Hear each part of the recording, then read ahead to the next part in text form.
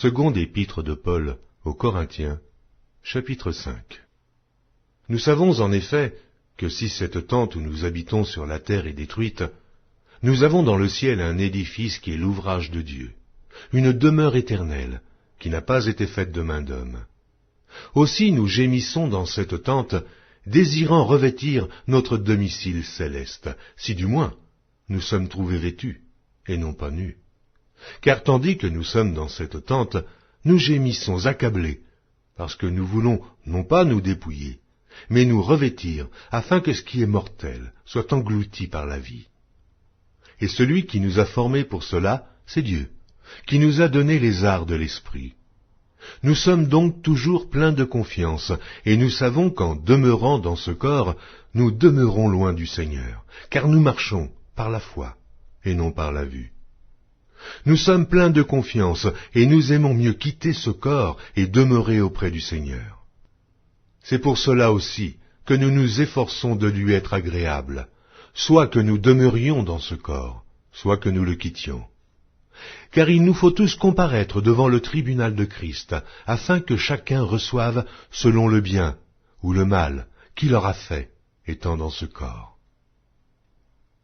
Connaissant donc la crainte du Seigneur, nous cherchons à convaincre les hommes.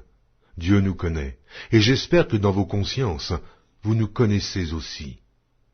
Nous ne nous recommandons pas de nouveau nous-mêmes auprès de vous, mais nous vous donnons occasion de vous glorifier à notre sujet, afin que vous puissiez répondre à ceux qui tirent gloire de ce qui est dans les apparences, et non dans le cœur. En effet, si je suis hors de sens, c'est pour Dieu. Si je suis de bon sens, c'est pour vous. Car l'amour de Christ nous presse, car nous estimons que, si un seul est mort pour tous, tous donc sont morts, et qu'il est mort pour tous, afin que ceux qui vivent ne vivent plus pour eux-mêmes, mais pour celui qui est mort et ressuscité pour eux.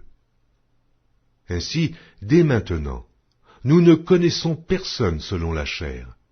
Et si nous avons connu Christ selon la chair, maintenant nous ne le connaissons plus de cette manière. Si quelqu'un est en Christ, il est une nouvelle créature. Les choses anciennes sont passées. Voici, toutes choses sont devenues nouvelles. Et tout cela vient de Dieu, qui nous a réconciliés avec lui par Christ, et qui nous a donné le ministère de la réconciliation. Car Dieu était en Christ, réconciliant le monde avec lui-même, en n'imputant point aux hommes leurs offenses. Et il a mis en nous la parole de la réconciliation. Nous faisons donc les fonctions d'ambassadeurs pour Christ, comme si Dieu exhortait par nous. Nous vous en supplions, au nom de Christ, soyez réconciliés avec Dieu. Celui qui n'a point connu le péché, il l'a fait devenir péché pour nous, afin que nous devenions en lui justice de Dieu.